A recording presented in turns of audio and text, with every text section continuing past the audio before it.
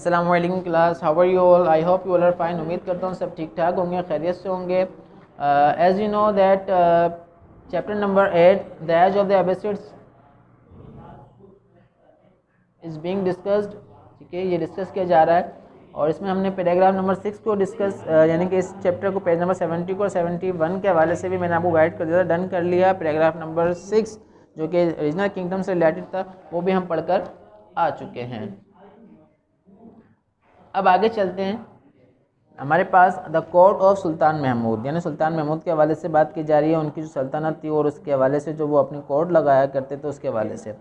Sultan Mahmud ruled over Ghazna from AD 997 to AD 1030। यानी कि सुल्तान महमूद की बात की जाए तो उन्होंने गजना पर, यानी गजना जो एक शहर है वहाँ पर हुकूमत की तकरीबन 997 से 1030 तक, तकरीबन 33 साल, 33 से 34 साल।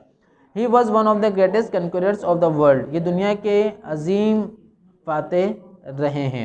Who never lost a battle in his life, जिन्होंने कभी भी अपनी लाइफ के अंदर कभी भी कोई जंग को हारा नहीं था। He captured a large area in Central Asia and added it to his empire। उन्होंने सेंट्रल एशिया के बड़ी तादाद में एरियाज़ को जो थे, इलाके जो थे फ़तह किए। फ़तह करने के बाद उन्हें अपनी सल्तनत में शामिल कर लिया। ही इन्वेडेड इंडियन 17 टाइम्स, और उन्होंने तकरीबन 17 मरतबा इंडिया में यानी हिंद में दाखिल होने की कोशिश भी की। The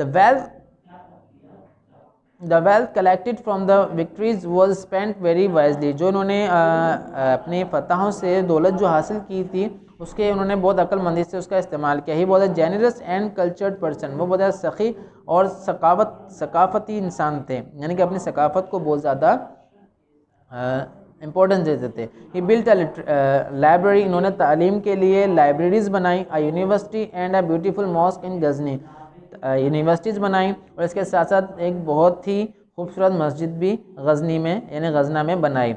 He invited scholars and artists from all corners of the known world, यानी कि इन्होंने अपने जो इलाके हैं उन यानी अपने पास स्कॉलर्स यानी आलिम दीन को इनवाइट किया और इसके साथ साथ आर्टिस्ट को भी इनवाइट किया कि वो पूरी दुनिया से अच्छे आर्टिस्ट आएँ और आने के बाद वो क्या करें, हमारे पास आकर अपनी तमाम चीज़ों को फोकस करें, यानी कि यहाँ पर आके उस तालीम को फैलाएँ और उस वर्किंग को करें।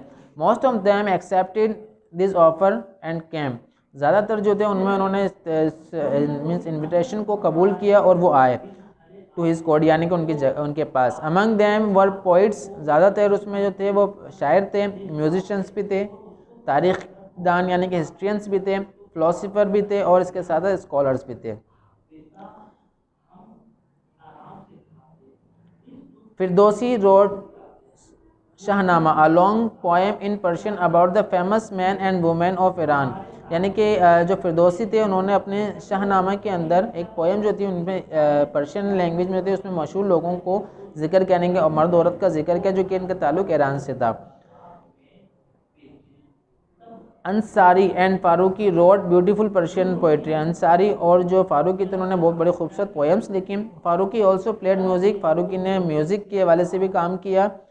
बेहाकी and Utbi wrote important books about history, Baihaqi और उद्बी जो थे उन्होंने बहुत ही तारीख़ के हवाले से बहुत अहम किताबें लिखी। Al Farabi wrote books in the philosophy of religion, Al Farabi ने फ़िलोसफी के हवाले से इलाके की बुक यानी किताब लिखी। अल Beruni was a expert astronomy, अल बेरूनी जो थे उस वक्त में बहुत बड़े एस्ट्रोनॉमर थे, जियोग्राफी के हवाले से थे और लिंग्विस्टिक्स के हवाले से वो बहुत ज़्यादा इल्म रखते थे, उन्होंने उस हवाले से बुक्स लिखी। He wrote many books including Kitabul Hind, उन्होंने बहुत सारी किताबें लिखी जिसमें एक किताब ये भी शुमार थी जिसका नाम था Kitabul Hind. Mahmud was most famous, Mahmud जो थे बहुत ज़्यादा मशहूर थे because he awarded huge sums of money to learned people, क्योंकि उन्होंने बहुत ज़्यादा लोगों को तोहफ़तन पैसे यानी कि जो अपना माल था वो लोगों को दिया उनकी तालीम हासिल करने पर। Mahmud also invited talented Hindus to come to Ghazna, Mahmud ने जो बहुत मीन्स टैलेंटेड यानी कि बहुत ज़्यादा तरबियत याफ्ता हिंदू जो थे उन्हें भी अपनी गजना यानी कि अपने शहर में इन्वाइट किया। Thousands of them join the army, और उनमें हज़ारों जो थे उन्होंने आर्मी को भी ज्वाइन किया। ये एक छोटा टॉपिक था, तो कोड ऑफ सुल्तान महमूद के हवाले से इंशाल्लाह ताला इससे मज़ीद आगे बाद में पढ़ेंगे। अपना और अपने घर वालों को ख्याल रखिएगा, खुश रहिएगा, दुआ में याद रखिएगा। अल्लाह हाफिज़।